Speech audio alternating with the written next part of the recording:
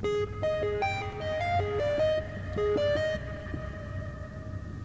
morning, good afternoon or good evening, depending on what time you're joining us online. This is the Echo and Daily Post's first debate of the general election campaign, and today we have candidates from all three parties who are going to answer questions fielded by our readers. And if they'd like to introduce themselves, we have...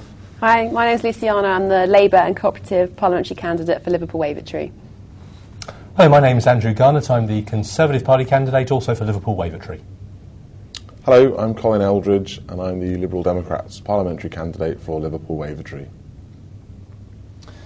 First things first, we've had quite a lot of questions sent in by readers and others from further afield, you'll be pleased to know. Got one from Sheffield and one from Whitley Bay here, so your knowledge had better be expansive. First things first, this is from a gentleman called Martin. He's a teaching assistant and he would like to know each party's policies on school budgets and whether he has anything to worry about in relation to who should next take power. Luciana, would you like to start?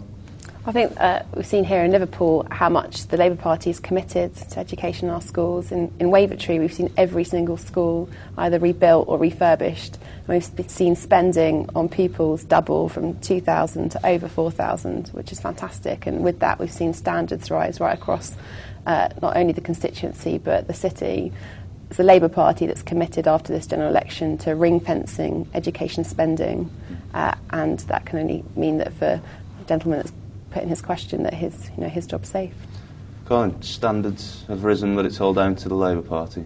Well, I don't necessarily say it's down to the Labour Party. I mean, the Liberal Democrats' policy of this election is what we're calling the pupil premium, which is to put about an extra £2.5 billion into schools. But rather than ring-fencing it, as has been suggested, what we want to do is give it directly to the schools and let them spend it the way they think's best, because at the end of the day, they are the people that know what's going on in their school, what the issues are and how to best spend it. We hope that they'll use it to bring down class sizes, because obviously the evidence is that where there are smaller class sizes, the pupils do better.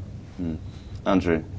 I don't think your reader has anything to fear about from a Conservative government either. We're committed to driving up educational standards in the coming years through freeing the teachers to actually teach. I think one of the scandals of the past 13 years has been that the Labour Party came into power with the mantra education, education, education, and we've seen educational standards fall across the last 13 years.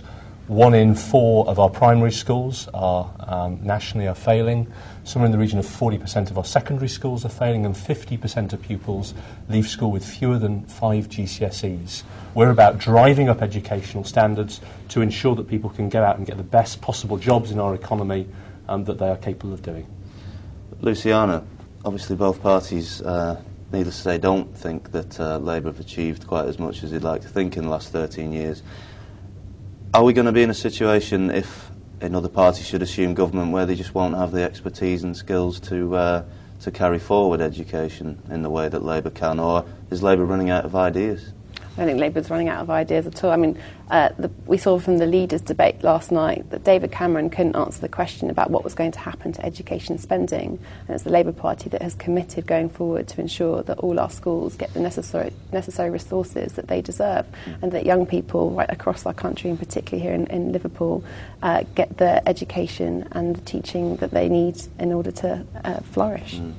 Andrew, are the Conservatives in touch enough to really know what matters to the people of Wavertree? I mean, we heard yesterday a Conservative talk about how he thought the average family home began at about £1 million. I mean, where are these ideas coming from? Well, to be clear, I certainly don't believe that the average family home begins at £1 million. Not around here, right? I know it's somewhat lower than that around here and in many areas of the country. We are in touch with the electorate, both in Wavertree and across the country. We've been out working hard on the streets, talking to the people of Wavertree for a number of months now. We're getting the messages from them as to what they care about, and what the people of Wavertree care about is actually what the Conservative Party cares about. We've got a manifesto which addresses the key issues in our society today, which are the broken economy, the broken society, and our broken politics, together with improving our public services. They appear to be what the people of Wavertree care about, what the people of this country care about, and we're going to deliver on that for the benefit of all. Colin, what do you say to that? Well, I mean, I think anyone who remembers the Conservatives' policies in Liverpool in the 1980s realises that it's the same old Conservatives, frankly. The contest in Wavertree is a straight fight between Labour and the Liberal Democrats. And the question I think people have to ask is not just about individual policies, but the kind of MP they're going to send to Westminster. And certainly I believe that I can be a strong voice for the area to fight for a fair deal for Liverpool, because I think over the last number of years, Liverpool hasn't always had a fair deal. Right, well, I mean, that's the youth, obviously the other end of the spectrum. We've got a question here from Peter at Windermere Drive, who asks, what assurances can all the parties give that the constituency's more senior electorate will not be victims of the swinging public service cuts? I'm obviously referring to the fuel allowance and free public transport travel. There is a need to overhaul welfare state to stop dependency. What is your party going to do to send a strong message to everyone that those who do not work shall not be handed benefits after 6 months when there's sufficient time for them in that period to get a job? So two issues really there first. I'll start with you, Colin. What can the Lib Dems do to make sure that the elderly aren't the ones who suffer from the cuts that inevitably all parties, I think, are in agreement will have to be made? We're committed to make sure that the link between earnings and pensions is restored, and to do that as quickly as possible, because I think it's really important that people understand not just that the support they're getting, but what they're going to get moving forward so they can budget. What I would say is that there is going to be a big debate about the type of cuts that are going to have to be made, the kind of changes that need to be made in terms of the resources available. And the Liberal Democrats are the only party that are being completely frank about our spending commitments and how we would pay for things. In fact, if you look at pages 100 to 103 of our manifesto, it's all laid out line by line, so that the particular reader can be reassured that in there all of our policies are fully funded and laid out. Andrew?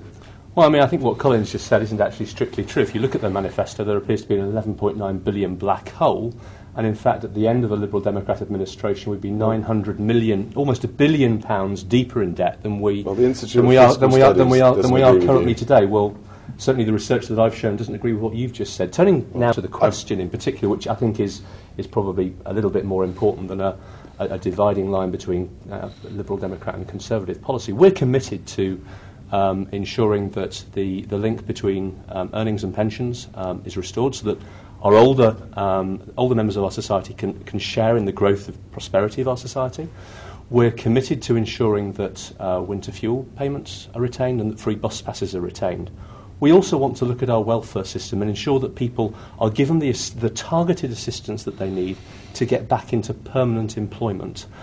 I'm not so sure there should be a hard cut-off at 6 months, as your reader suggests. It may take longer to provide a person with the equipment that they need to get back into full-time, permanent, gainful employment, but that's certainly what our policies are driving at. Luciana, obviously, I think if only the other week, as one reader mentions, we saw a story about a family living handsomely on something like £42,000 a year benefits. Can this carry on? Does the genuine hard-working person in the street, can they compute this arrangement that seems to favour the work shy, for want of a better word? As we've seen from the launch of our manifesto only a couple of days ago, we have a very strong commitment to ensuring that there is a return on people in work, and that you must be better off in work, and at least at the very least £40 off better a week in work, and that anyone that's unemployed for a period of more than 2 years will be found work if they are capable, if they are able to work, if they don't have a disability. And I think that's a very important step forward. We've made a number of reforms to our welfare system over the course of the past couple of years, and when people hear these stories, I can understand that there's discontent. When it comes to Peter, he was talking about he's a pensioner. It is the Labour Party that introduced winter fuel payments, which means that we've just had one of the coldest winters in history, and people I know really valued the fact that they had, if they over the age of 60, a £250 payment to help them with their winter fuel bills. Over the age of 80, £400. It's the Labour Party that's promised to retain those winter fuel payments, and it's other parties, including the Liberal Democrats and the Tories, that said different age groups. We know from the Lib Dems 60 to 65-year-olds that's going to stop. Well, that's not true. Well, Not true. the policy about 60 to 65-year-olds is those in the greatest need would still receive the payment. What we've actually said is those people, like, for example, Mike Story, who's the head teacher of a very large school, his wife works, does he really need the winter fuel payments? We're going to take it off people like him because he's still in on the full-time- record there, Colin Eldridge is hoping to scrap benefits available to the current Lord Mayor of Liverpool, just so there's Well, no... I'm quite clear about this. People like that are in full-time work still and earn lots of money. We're going to take the payments away from them and make them available to disabled people, which is something the Labour Party haven't done. So Luciana can make the dig at me, but actually disabled people don't qualify for those payments at the moment, and it's the Liberal Democrats that's committed to making sure they do receive them. But only some. Well, all disabled people would receive it. Right, but pensioners... But for the 60 to 65-year-olds, only those that are qualified through the benefit system would get them. So those people who are in full-time work, for example, wouldn't. Andrew, what do you say? Has Peter got something to be worried about?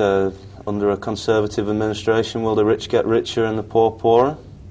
Well, I mean, I don't believe that the rich will necessarily get richer and the poor will get poorer under a Conservative administration. We've had a Labour administration for the past 13 years.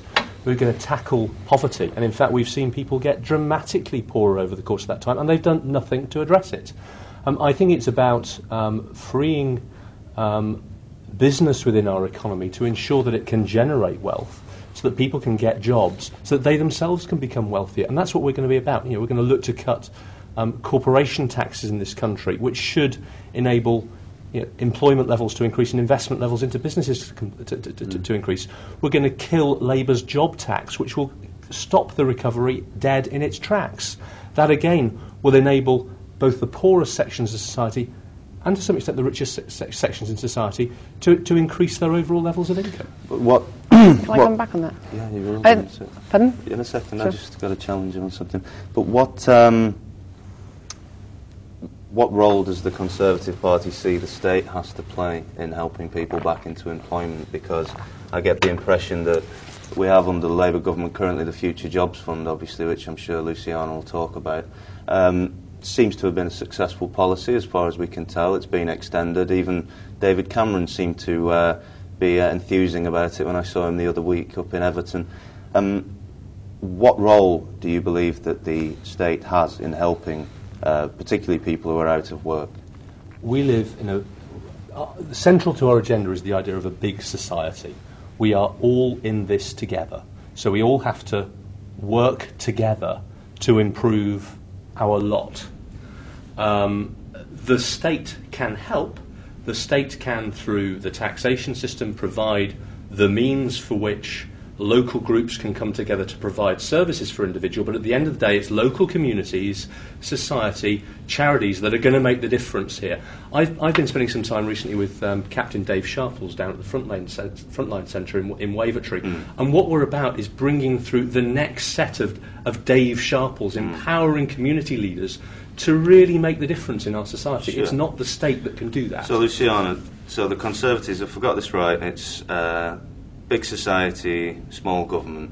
Can that work, or do we need the state to be there for people when when we're in a recession like now? I was speaking to one of our current MPs in the area who said the difference between this recession and the last one is that the people weren't abandoned by the government this time in the way that certainly Liverpool felt it was then. What's your view? Well, I mean, it was Colin that said before that this city remembers what it was like to live under Conservative government in the 80s, where repossessions were double what they are now, unemployment was double what it was, what it has been, coming out now out of the worst global recession that we've ever seen. And it is because the Labour government has been committed to providing the help and assistance to people when they most need it. It's helping people through the good times and the bad times. And, at this time, when we are coming out of a recession and we have a very fragile recovery, I do believe that we need a sustained period of 4 years, as we've set out in the budget and in our manifesto, to see us through the recovery. Okay. Andrew, you look like you didn't quite agree. Well, I didn't agree. I mean...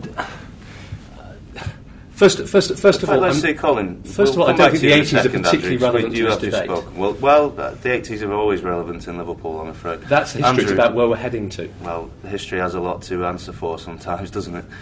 Colin, what role? How do we get the balance right between the state and the population without one overwhelming the other? What's the right mix for the Lib Dems, would you say? Well, I think the state's always got to be seen as a safety net. There are always going to be times when people fall on hard times, they have difficult personal circumstances, and the state needs to be there to help them.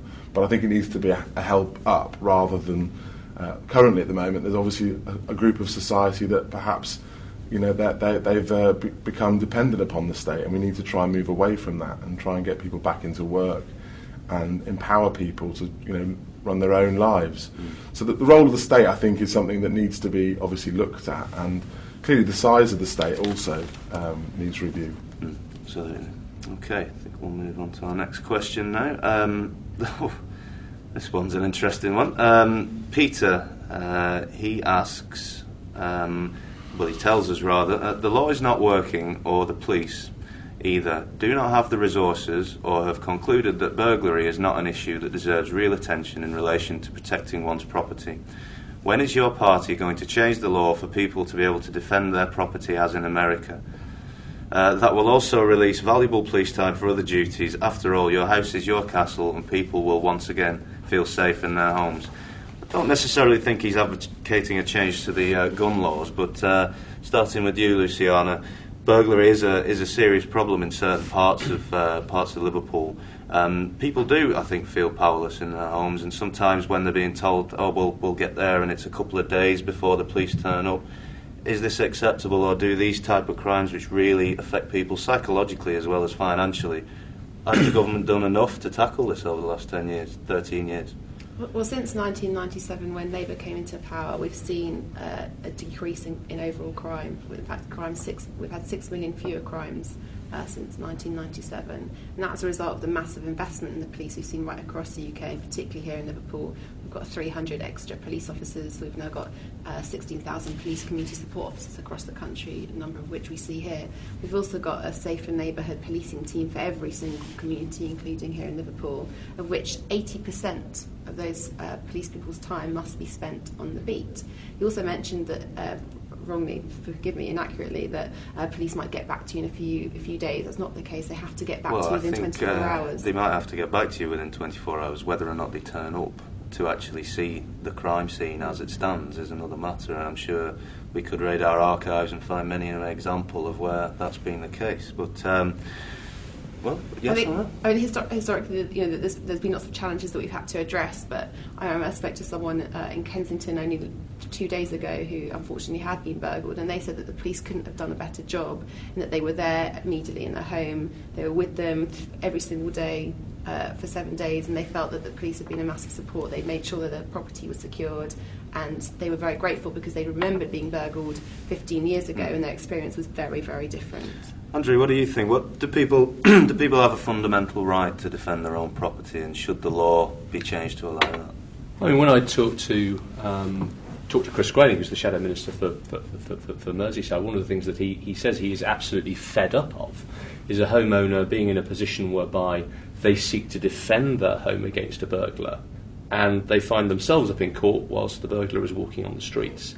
If you use reasonable force, we have no intention and no wish to see you brought before the court system, and we're going to take action to ensure that actually doesn't happen. Looking at the particular fact set that your gentleman reader has brought to our attention here, one of the problems that we have is, yes, that there may be some more police, but they're not actually out on the streets. They're spending their time tied up with bureaucracy. We want to free if a policeman stops a car with 4 people on it on Old Hall Street today, he's got 5 forms to fill in. How ridiculous. 1 for each passenger, 1 also for the car. We want to free the police from that bureaucracy so they can go out there and fight the crime. That's what all of the people in Wavertree are telling me that they are so desperate for. Colin? Well, the Liberal Democrats' policy is to abolish ID cards and spend the money on additional policing, because I think, clearly from what your reader has said, actually having more police around on the streets is, first of all, a visible deterrent. Secondly, when there is a crime, they can react much more quickly and actually be able to hopefully gather the evidence quickly to ensure that the crime is solved more rapidly. In terms of tackling the issue around defending your own property, I personally think that people should have a right to use reasonable force to defend their own property, and I think that we've got to be very clear, though, about what reasonable force is, so people understand what they can and can't do. I certainly think that the point that's been made about additional police in Liverpool, and the current government funding formula for Merseyside Police means that Merseyside Police actually get £12 million less than they should do via the funding formula, and I think that needs to be reviewed to look at actually getting the right resources into the city. Is that correct, Luciana? Sorry. Is that correct, what Colin's just said about the funding formula? The figures speak for themselves. We've got 300 more police officers on the streets here in Merseyside, which must spend at least 80% of their time on the beat since 1997. But it's called, the formula system that the government use, there's a thing called floor damping, and floor damping means that Merseyside Police have had £12 million less than the formula says they should get. In fact, Northumberland Police had 112 million more than the formula says they should get. So what I'm suggesting is we look at that system again to ensure that extra 12 million comes to Liverpool. I think Merseyside Police and the police authority would say the reason that there's more police is because they've been actually very good at efficiency savings to ensure that there's more frontline police officers. Okay. Now, this is an interesting one. I think you might have all escaped on this one because it's not in your constituency. Prospective candidates never seem to go around knocking on doors anymore. Something which used to happen a lot in years gone by. Can we expect to see our candidates on the doorstep canvassing this time round? Well, obviously that's from James Mills in Aintree, so I'll have to take that up with Councillor Rotherham et al. But are you all out and about? Has the nature of campaigning changed for the better or the worse over the years? I mean, obviously now we've got the internet, and I'm sure before this election's out, I'm sure we'll see a few people fall victim to the dangers of e-campaigning. What really reaches people best? Is it being out there on the street, on the doorstep, or is it being remote from people trying to reach them through different technologies? Now, start with you, Andrew, on that. I think it's a combination of factors. I mean, we've got an electronic offering on the website, cityofliverpoolconservatives.org. We've got people going out onto the streets, meeting people. We had a very, very successful street stall last Saturday in the middle of Church Street, which got a great reception. We're also out on the knocker right the way across the city, talking to people about what matters to them. I don't think it's any one approach on its own that is going to enable you to connect with your electorate. You have to try a blended approach, and every method, including telephone canvassing, has its place in getting to talk and hear people's concerns. Colin, what do you think? I mean, if you had a choice between knocking on someone's door or sending them an email, which one would you go for every time? Well, I definitely go for knocking on their door. I mean, we're knocking on thousands of doors, talking to people about the issues. I think the point to make about the reader's question is actually comes back to the electoral system. Because, of course, in Wavertree, it's a very marginal constituency, hotly contested. I know that all the candidates are working hard. They're, filling out the leaflets, knocking on the doors, emails, etc. Because, for us, every single vote, every minute counts. Your reader lives in Aintree, which is perhaps a part of the, as you suggested, it's in the Walton constituency, which is one that isn't going to be as hotly contested. And I think if we changed our electoral system, every vote would count. And so there'd be a lot more activity in certain parts of the city and the country where historically there just hasn't been, because the same party always wins. Luciana, obviously, we've seen some pretty colourful campaign tactics, I think, across all parties so far during this election campaign. What do you think? Is web campaigning a blessing or a curse? My priority has been to speak to and meet as many people right across the Wavertree constituency as possible. I've been knocking on thousands and thousands of doors since January when I was selected. I've had the opportunity to meet people not only on the doorsteps of their homes, but also in their workplaces, at bus stops, at school gates, trying to reach people where perhaps they wouldn't have an opportunity to meet their parliamentary candidate otherwise. Does it get out of hand, though, when we have this situation now whereby there is a lot of anonymity now in political campaigning that there didn't used to be? I mean, Colin, do you think, blogs, for example, they can cause a few headaches now and again, can't they? I mean, and even if they're not your own, when you have a party machine, people get linked to things that maybe they shouldn't. What do you think? should you be better off just speaking for yourself rather than have these legions of people running the show who are ultimately faceless, can't be seen, can't be held to account?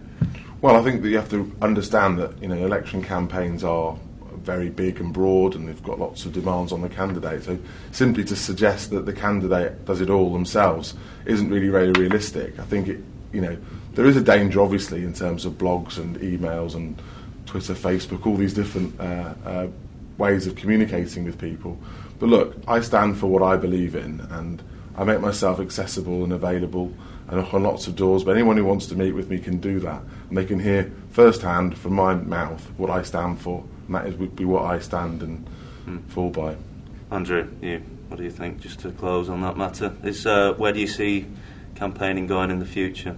Are we going to revert back to the older fashioned more methods, or is the internet just going to run away with it all? I don't think the internet's going to run away with it all, because at the end of the day we're all human beings and we all like to interact on a one-to-one basis. So there's always going to be a place for street-side meetings, hustings, for canvassing. There's also equally a place for electronic communications. Electronic communications will suit certain sections of the electorate better than a face-to-face interaction will. So it's going to be a mix and match approach. Right, well, that concludes the questions from the readers. So each candidate is now going to have a minute to explain to us, the voters, why they should get your vote rather than the other two. So we'll start with Luciana on that. Well, thank you. Thanks for having us today, Mark. I'd urge people at this election to make sure that they use their vote. Every single vote is going to count. And the choice at this election is between a Labour government and a Conservative government. And people here, as we've discussed, remember what it was like under a Tory government. It's the Labour government and it's the Labour Party going forward that is committed to ensuring that we come out of this recession into a secure recovery and that we look after all people in our society through that. Thank you. Andrew. Well, thank you for inviting me here today. It's a great pleasure to be in the Echo offices. This election is an opportunity for this country to change. We have at the moment a broken economy, a broken society, broken politics, and public services that aren't working as well as they might. The Conservative Party has changed. We have a raft of policies that are designed to help all sections of our society. We're fully inclusive. We're keen to partner with communities in this city, up and down the country, to deliver what is best for Liverpool Wavertree. I am in this election the local candidate. I was born and bred in Liverpool Wavertree. It's been a delight to be working in the constituency, and I very much hope that on May the 6th you will all put your trust in me and deliver the change that this community, Wavertree, and our country so desperately needs. Colin. Hi. I live locally. I've lived here for a decade. I've been a local councillor. I've been involved in so many local campaigns, and I've also been a partner in a local business. So I think I know very well the issues that matter to people locally and the things that they want taken up in Westminster, the laws they want changing to help Liverpool get a fair deal. The Liberal Democrats at this election are standing on a platform of fairness, and I think a fair deal for Liverpool is something that people will respond to. And I urge people to look at our policies, because I'm sure the majority of people will support that. And I urge people to support me to be the local MP that will fight for Liverpool and get Liverpool a fair deal. Well, that concludes our web debate for the Wavertree constituency of Liverpool. Certainly, it's been an interesting campaign so far, and as we approach D-Day, I'm sure it'll become even more interesting. So thank you for joining us. If you have any comments or feedback on what you've heard here today, please feel free to email us at, in fact you can email me personally, mark.waddington@liverpool.com. Thank you very much.